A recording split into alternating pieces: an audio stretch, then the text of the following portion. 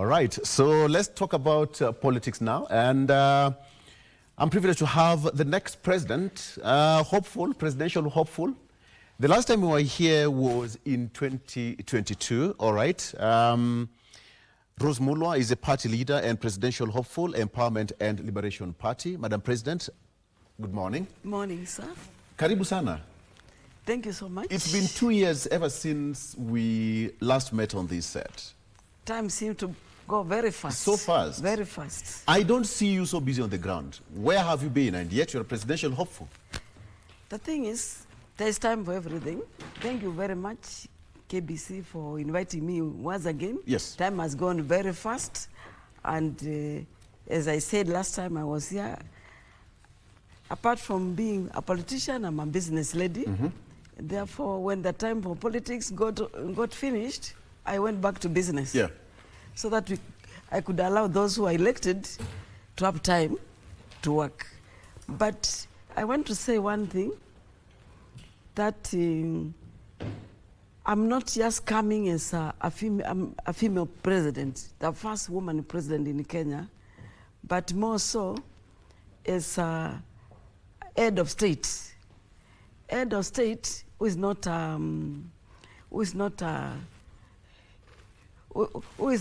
you know, you can have different head of states.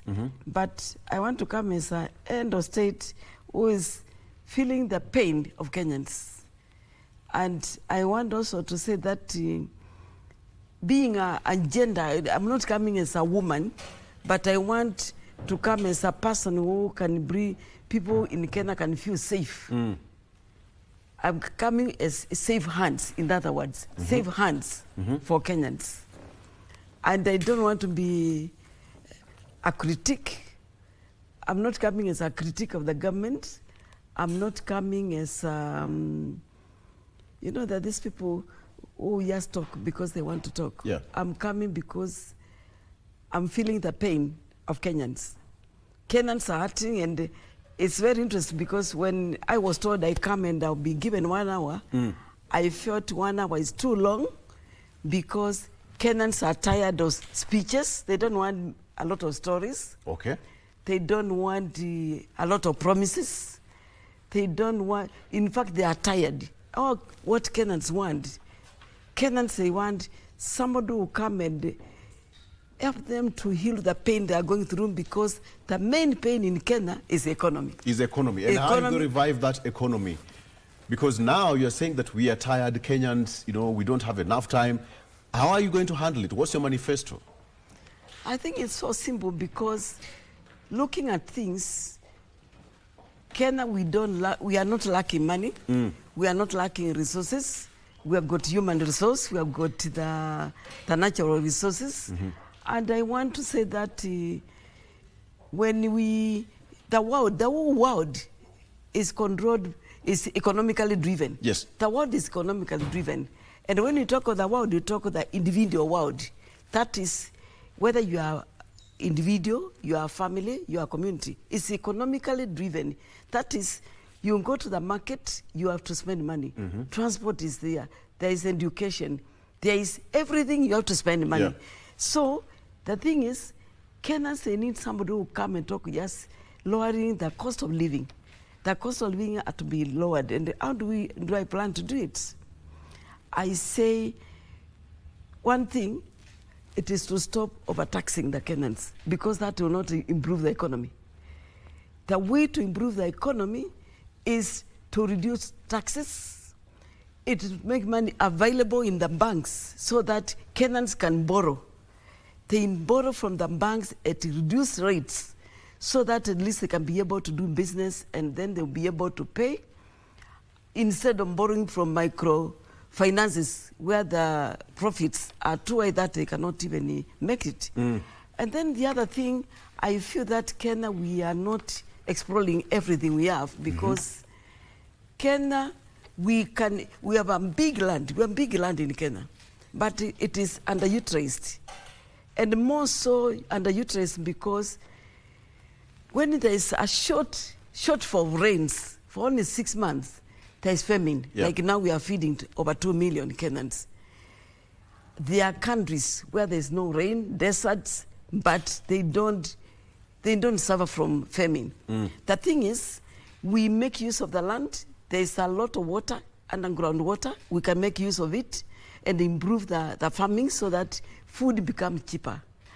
And then the other thing, we are not using the underground resources in Kenya, because in Kenya there are a lot of minerals. For example, when you talk of gold, not the one which was mentioned in Kakamega and everybody ran there. There is gold, that strip from South Sudan, Uganda, going all the way to Tanzania. There is gold. And my dear, let me tell you, 1 kilo of gold, 1 load of gold, we can have a kilo of gold, a kilogram, we can say it is like 17 million. And if we can just concentrate on the underground, instead of fighting where the gold is, we explore and get that gold properly. We need about 50 lorries to make 1 trillion for Kenya. And that is, we need a lot of technology. We have to embrace technology in Kenya. Yes. We have to embrace technology. We've not, you correctly put it, we've not had any female president since independence, 1963.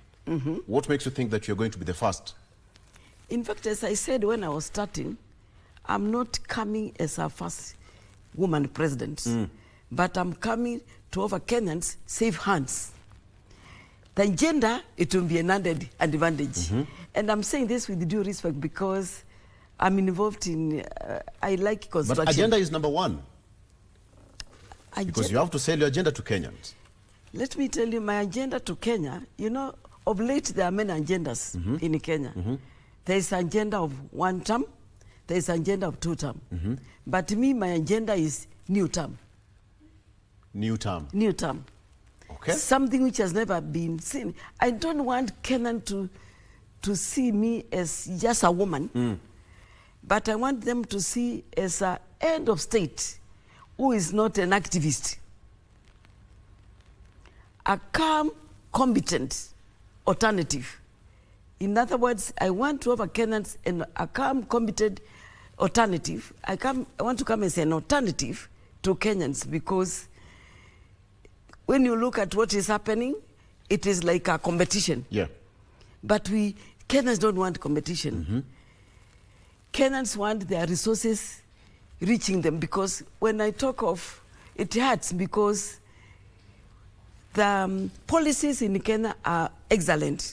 They are excellent, but they are not being applied effectively. Because when we talk of devolution has taken place in this country. But then that is services, resources are being devolved to the county governments. But there's one thing I want to say, and I say this respecting the ones in office, is that we tend to be focusing at the top. So I'm not focusing at the presidential seat. I'm focusing right from the ward to the top. Because when we talk of corruption, although that's another different thing, when we talk of corruption, we are talking about the national government, the corruption taking place within the national government. But we are forgetting that resources were devolved to the county governments. We are not following that corruption which is in the counties. There's a lot of corruption. And of late we have seen the Senate is so busy trying to find out why the governors, why money has been misappropriated in the counties by the governors. Nobody is talking about the corrupt governors. Nobody. And I think the moment we are going to take charge in this country and they say everybody becomes responsible, whether you are MCA, whether you are governor, you are MP, you are senator, and that kind of thing, woman rep, when we talk of corruption, we should start from down going up. Okay. When are you starting your campaigns? When are you starting your activations? I can say that at the moment because, you know, there are IBC set times, the timelines. We have to go by the IBC timelines because you don't want to start campaigning immediately after somebody enters office of course it will become treason. I'm saying I'm running as a president, and there's a president in office. There's no offense to that. You just have to make yourself available and let people know that you are going to be the next president of the Republic of Kenya. And that's why I'm here today. Okay. And I've also been saying it since last year, saying that I intend to join the race. But my intention is not to go and fight Monday, day in, day out. From Monday to Sunday, we are fighting. The way we are seeing people fighting, and until, I'm sorry to say, in the churches, sometimes you don't want to go to a church because you don't know what will happen. Because people have decided to use the platform of the church to campaign or funerals. This one is also something which we should also think about, because as a president of a country and as a citizen, there are some areas which are sacred. Yes. We have Muslims, we have Hindus, but we don't see such gatherings and meetings, occurrences in the areas of worship. But the Christians, sometimes I think we better re-examine ourselves. Otherwise, we don't want to get the wrath of God. Yeah. We are mocking the house of God. I think the pastors and the Christians, we should not go to talk politics in the church. Yeah. We can come to a place like here. You want to fit in the shoes of the likes of Charity Ngilu, the likes of Phoebe CEO, the likes of Wangari Maathai. Talk of those ladies, you know them, who fought for the liberation of this country. Do you think you're going to make it to the top seat? I think everybody has got their own time. The timings are always different. And what I can see is that I'm not going to compare myself with the Charity Ngilu, Martha Karua, or this Wangari Maathai. They did their part, and we respected them. Life is dynamic, and things are changing. I'm coming as me, with the new technology, because we have to embrace technology. Yes? And we embrace technology by seeing what is happening to our younger people. Our younger people, they are not going to... we never saw them... for example, when the Gen Z went to the streets, we never saw them advertising that we are going to go for rallies along the roads, and helicopters and choppers and sun-roofed vehicles. But they used technology. And these guys were able to mobilize each other and movements in about 17 counties. I'm not going to do things the way they were done before. Mine is to talk to Kenyans, because my agenda is not one term, as I said. It's not 2 term, it's a new term. And what is my agenda? My agenda, they are Kenyans themselves. The Kenyans who are suffering, they are my agenda. The Kenyans who want change in their economy, they are my agenda. The Kenyans who are worried about unemployment, that is my agenda. And my agenda is to see that there is no stealing, there is no corruption, because when you are corrupt, you are stealing from your child, the food of your child. And I say this why I said I offer myself is because, as you said, a woman, I'm coming as a mother of a nation, but I'm going to handle things as a CEO. Okay. Yeah. It is so hard for any single political party to clinch the seat. And the Empowerment and Liberation Party, are you seeking to have any coalition with any political party out there? I think this one I'm saying is a big no. So you're going to go it single-handedly as a party? I'm going single-handedly with the Kenyans. And you know why? Because, truth be told, when you look at the united opposition, I respected them. And one of them had even called me to work with them.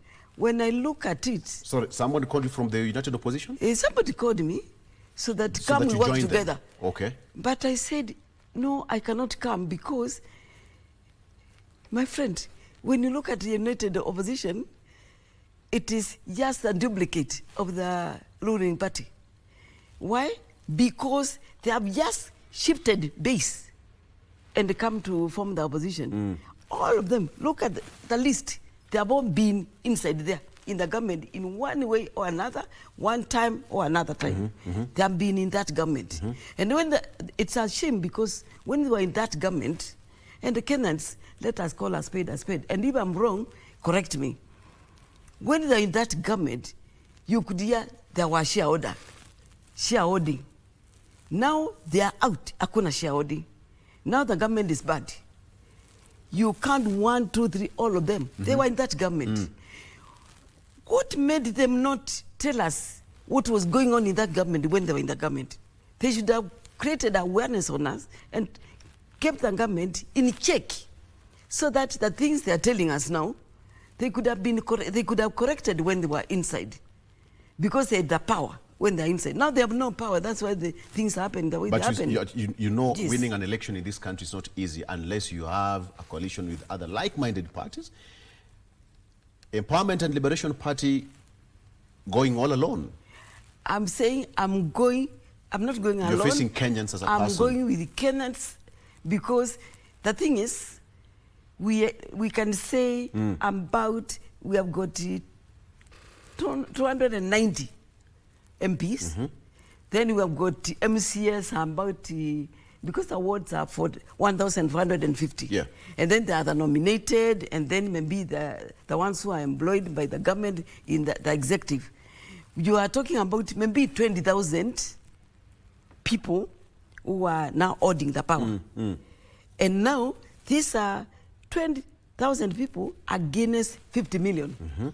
I'm going with the 50 million. Which one is bigger? The 50 million or the 20,000? Yeah. Yeah. I've got even more power than those who are united. Yeah, because I've got the 50,000 people, 50 million people who are suffering. That's why it is Kenya to decide. They decide because, and you know what I'm telling them to decide? They decide either these people, they go home willingly, those who are stealing from us, who are causing us the pain. Children can't go to decent schools. The other day I was looking at the TV, this day and age, after so many years of independence, I saw children sitting under a tree, learning under a tree. And then I looked and said, with a lot of dust, how will these children concentrate? And these children are going to compete with the children who are learning in the upmarket areas, doing the same exam, and you expect that child to pass. Now, my pain is, there is an MP, there is a governor in that county, there is an MP in that county, there is a woman rep, there is an MCA, there is even a chief. And nobody has ever seen that child learning under a tree. Now what are you telling me? It's Kenyans to decide. And you want to change that? Of course, it's so easy. When you see an MP with a fleet of vehicles and a big mansion, and not one in Kilifi, another one in Nairobi, another one in Dubai, all those, how much do you need to build a school? With 50 million, I mean in real estate, 50 million you can build a very nice school. Yeah, and you can buy books. How come places like in Namibia, education is free from primary to secondary? They don't have more money than us. We only need to have responsible people. And we need to reach a state where, like, sometimes I get all anger. We need to reach a state where, like, Asian countries, even the Singapore we are planning to go, when they find they have stolen or they are guilty of doing such a things, some commit suicide and others resign willingly. Okay. I expect some people in this country to resign willingly if we don't want them to commit suicide because it's expensive. Let's talk about this. You know, the two-thirds gender rule is enshrined in the Constitution. Yes. And it is still a hard nut to crack to date. The late Honorable Raila Odinga was a very good proponent of two-thirds gender rule. He tried as much as possible to incorporate many people, appointments of many, both genders in the cabinet and appointment. There's all that. How are you going to handle this? I think what there is one thing I want to say. I am happy that the late Honorable Raila, and we respect him, he did his part. He considered the gender rule and even the BNWDs. Yes. Yeah, he considered, and even those who are from marginalized areas, he considered that. But the thing is, coming to think about it, when you go to school, because mine, I'm not just thinking of a gender. I'm thinking of people who can perform, a person who can deliver. Irrespective of the gender, whether you're a man or a woman. Sometimes I feel for us women because we are the majority in this country. When we talk of the population of this country, and according to the last census, we are the majority, but still we tend to wait for favors. I like somebody like, there's a time I was watching a clip of Junet Mohammed, and he was saying, women are the people he trusts, the sure bait, that will get a vote of a woman. Because when a woman tells you, I'll give you a vote, I'll give you the vote. Yes. But men, in the morning, they'll tell you, but afternoon, they change. Now, it's a high time also, I sensitize women in this country to wake up and take over, because a woman is a manager. Yeah. And I say it's a manager because you'll find a woman in a house and carrying a baby, another one is doing homework somewhere, and she's coordinating. She'll even pick her call and she's talking, and she doesn't get confused. You can multitask. Yes. Okay. That is a kind of a woman. So when it comes to gender, let us give work to the people who are able to do it, even our younger people. In fact, I feel for them because we need to give them jobs. Young people are so many in the homes, and you can imagine how chaotic that home is. When you educate one child, you have second child, the third one, and then after the fourth one, and all of them come back to you. They have no jobs. Okay. You know, we only have one job here, to take a break. Thank you. Please, let's take a break. With Madam President, okay, come 2022, she said that yes, she can do it. So let's wait and see how it's going to be. Let's take a break, and when we come back, I still want to circle back. Does she have the muscles? She said that she can go it all alone without any coalition of other like-minded parties. Is it possible? Let's take a break. We'll be right back with more. Stay with us.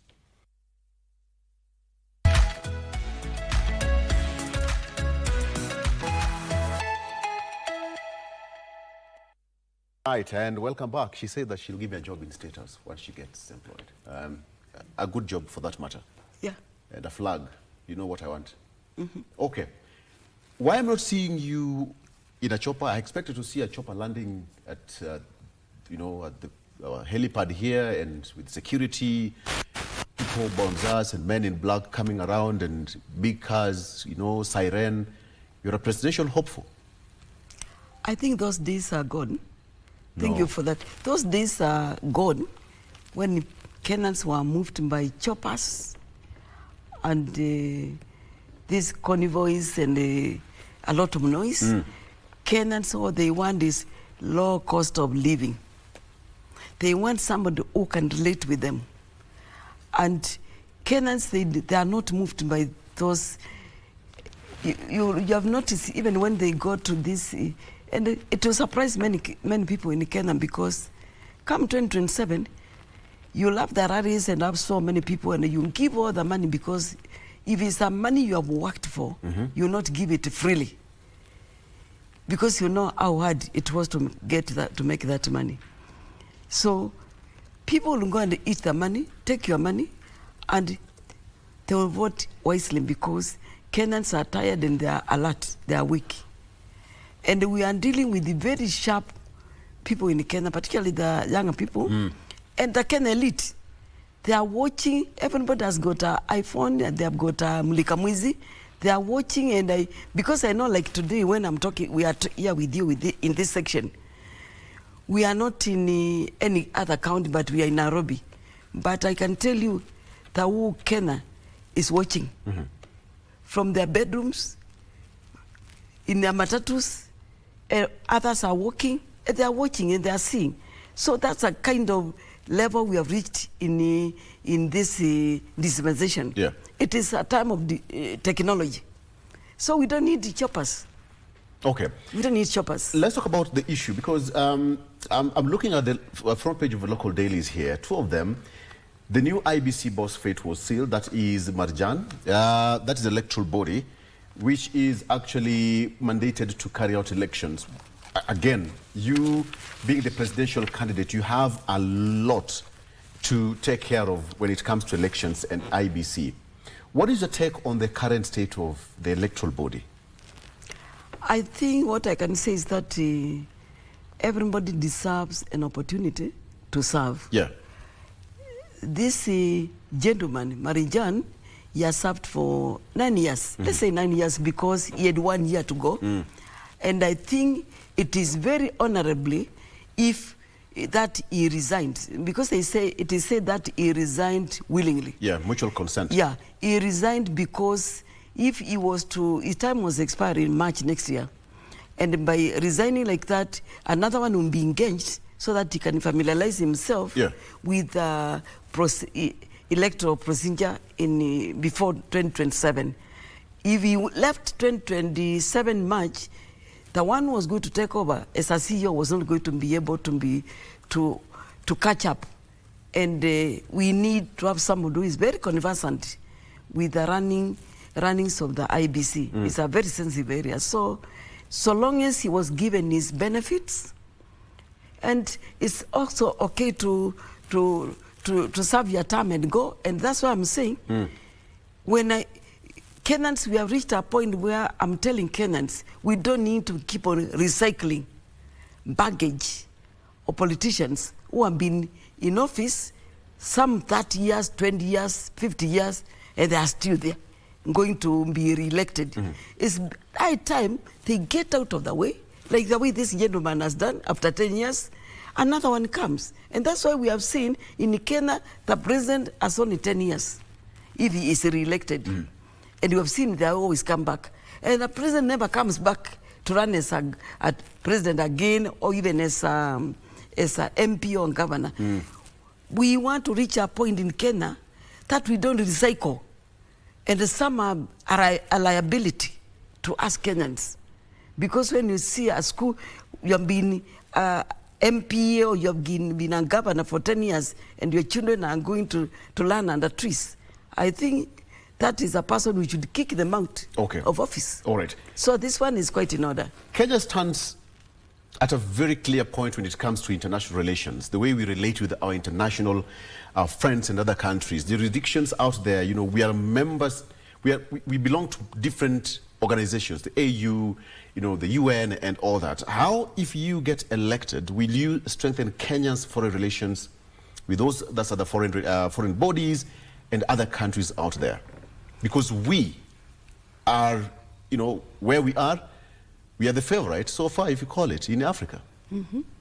I think that's a good question, because Kenya, internationally, Kenya, and starting from 70, when we got independence, Kenya is a country where we are respected. And as individuals, even when we were like in the 70s, early 80s, when I went to UK to work there, I was received so well. I was promoted very fast, and they said, "You are from Kenya. We know Kenya, there is order, the laws of Kenya are good, and the people of Kenya, they are responsible people," and that kind of thing. Our image in the international world was very good, but of late, we are going down. And that's why you see most of the international the countries, they have offices in Kenya, because it's a place where it's reliable. And that's why you see there is a lot of migration of people from developed countries, and they feel very comfortable in Kenya. Even African countries, there are so many, and they don't mind even owning properties in Kenya. At the same time, the world has become a globe, a village. Even in Kenya now, we are going even out. So that's why we look for green card, and we go out and we want to seek for greener pastures. And that's why even I feel very offended sometimes when I hear somebody say, these Somalis are coming, there are too many in Kenya and they are doing this and that.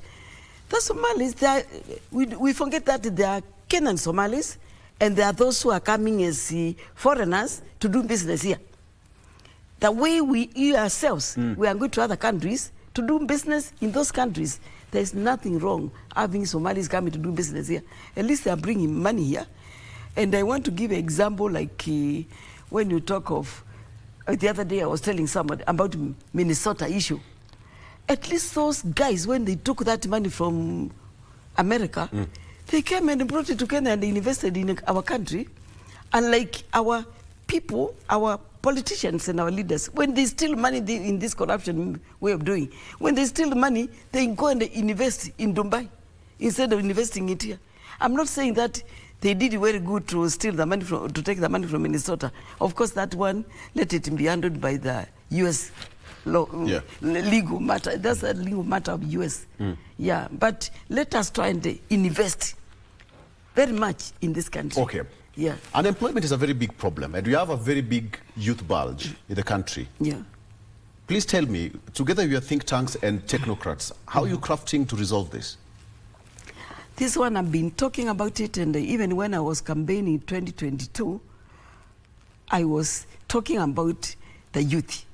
And now they were youthful, now they are young men, the others are getting old.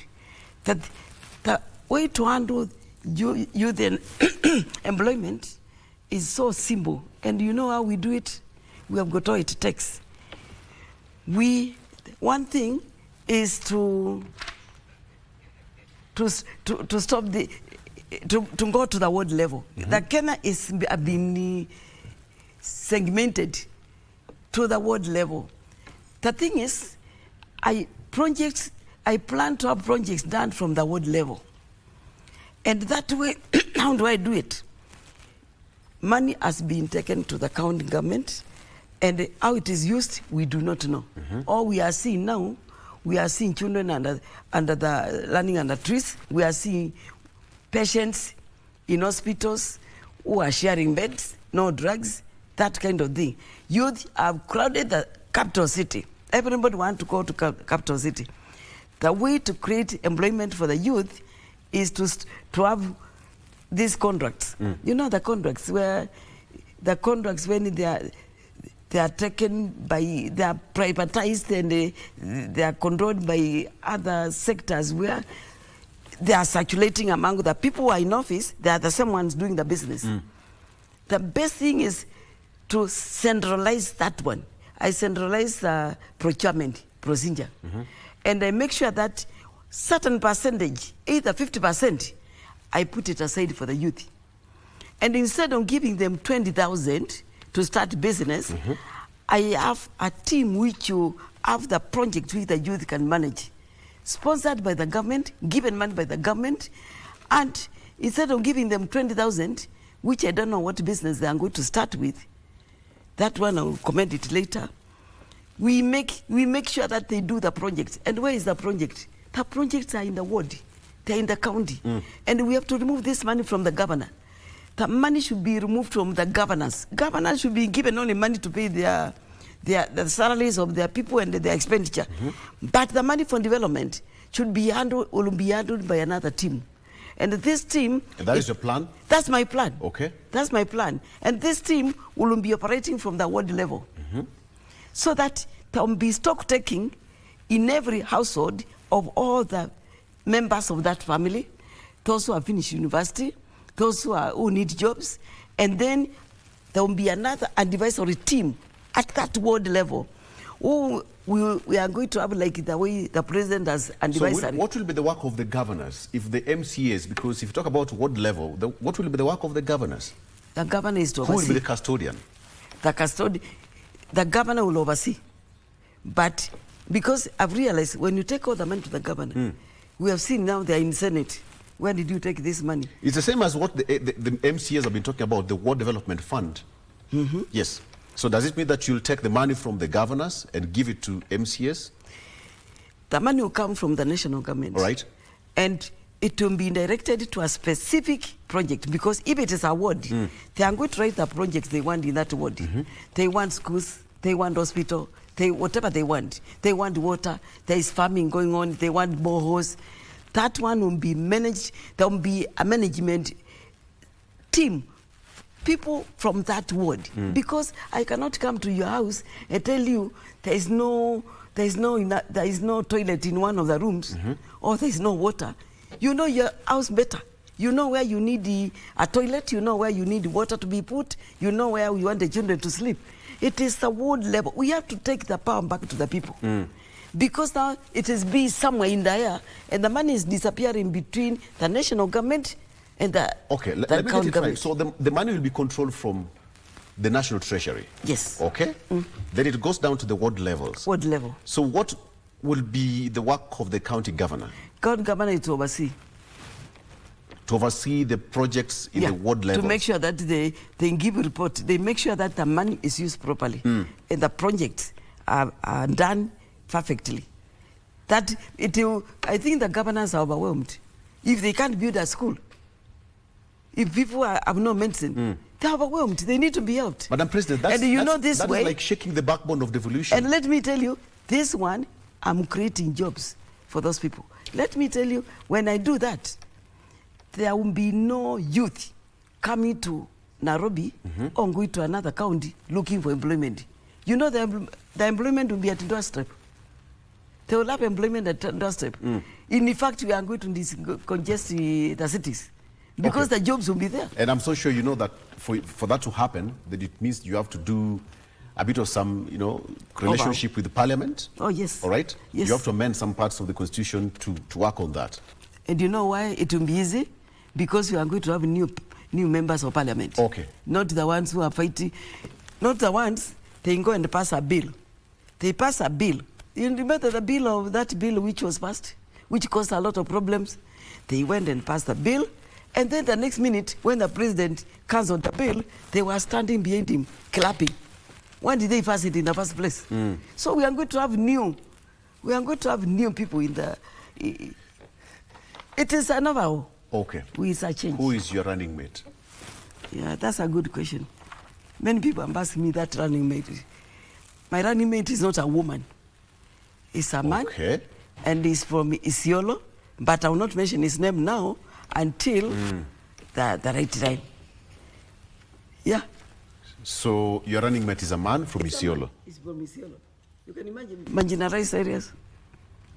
Mausabiti huko. Why Isiolo? It is, no, you know, why I chose the running mate from Isiolo, it's not because of the region he come from. It is because of the values the person carries and the person who relates with what I'm relating with. You need somebody who will not come and agonize what you think it can be done, because we have seen when the people are not working together, you saw what happened with the current government. Within a year, somebody has to get out because they are not working together.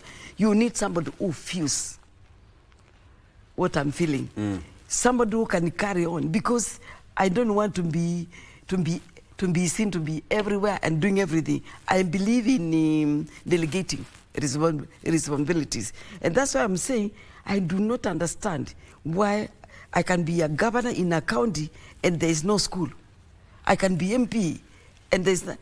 You know, it's very interesting because in the sector where I am, in the construction, somebody will be in the US and tell me, build me a house of this kind.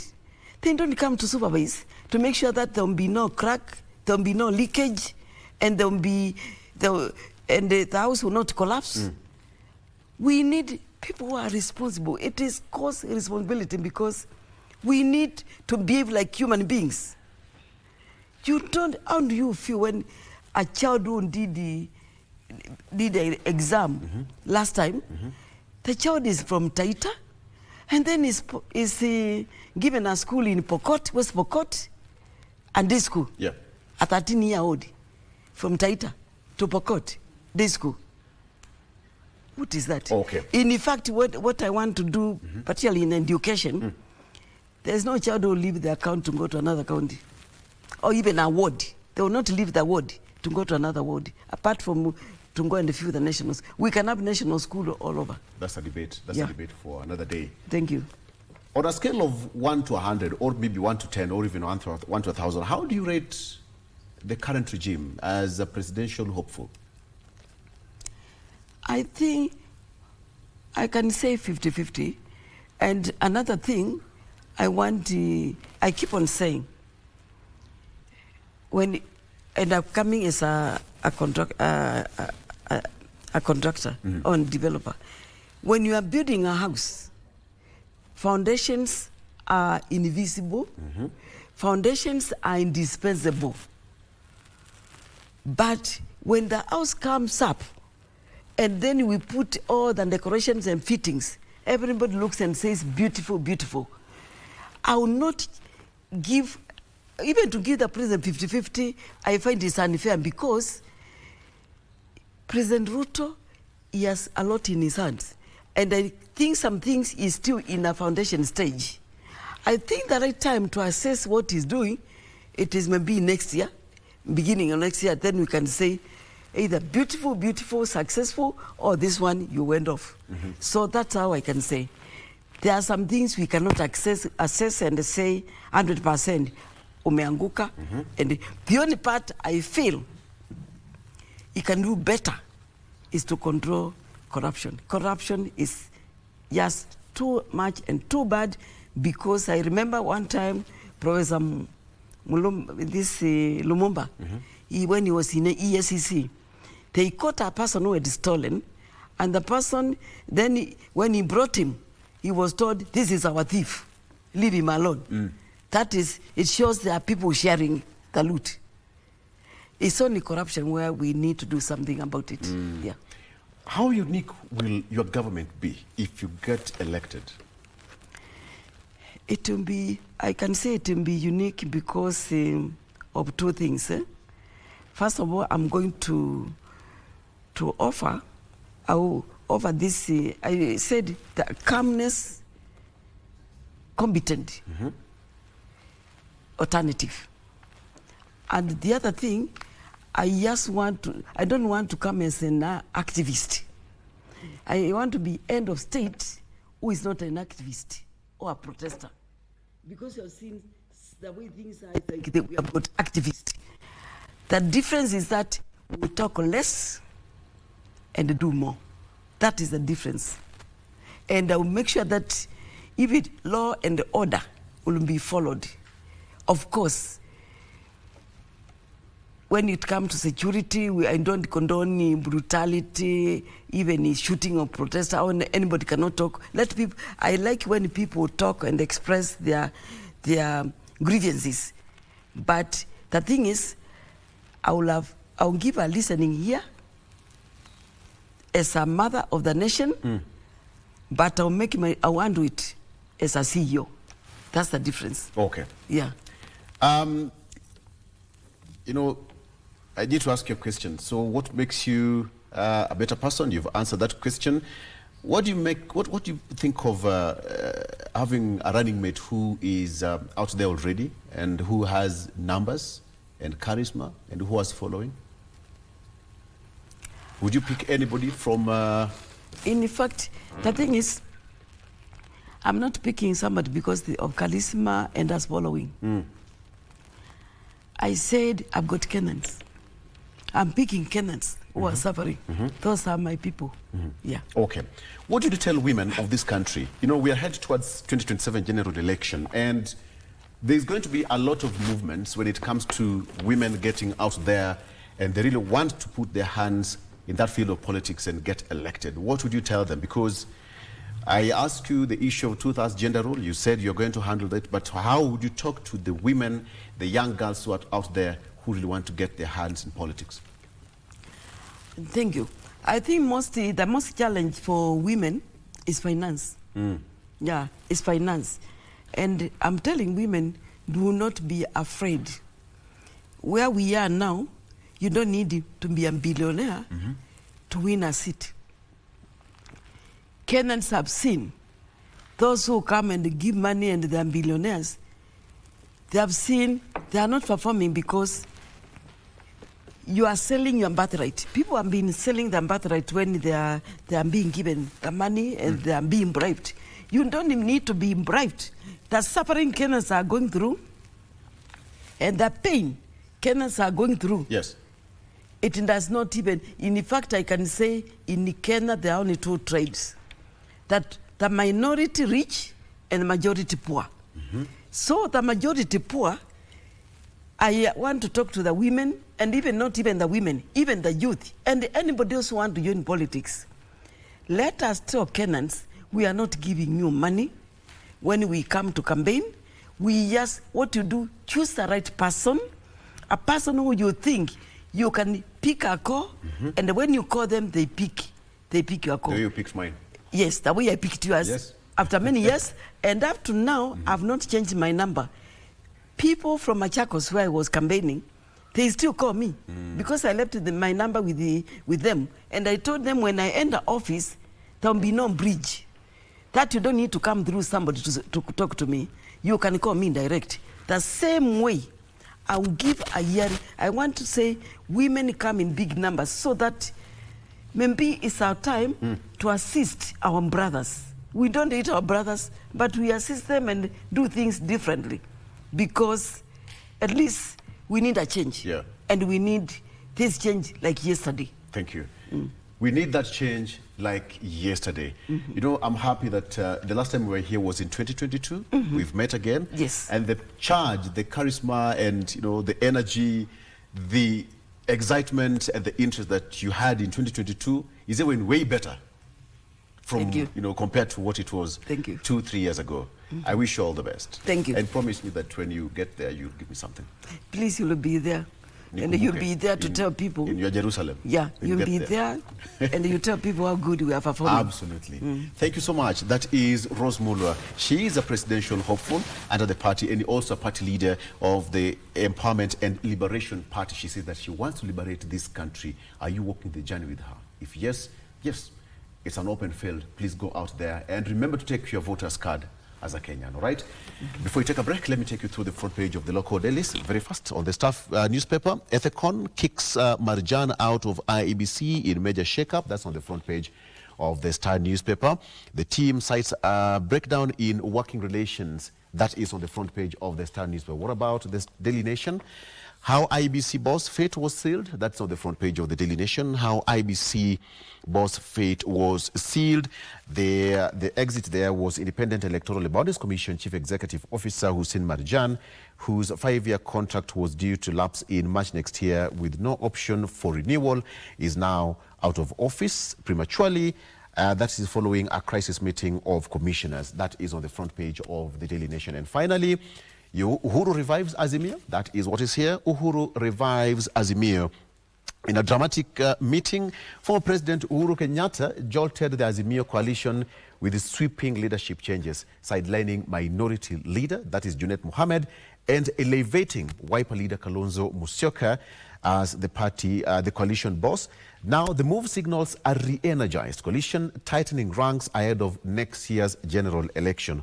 Observers now say that the shake-up marks Uhuru's return to frontline politics, laying the groundwork for a high-stakes showdown with President William Ruto. My name is Victor Lo. Have a good morning. Bye-bye.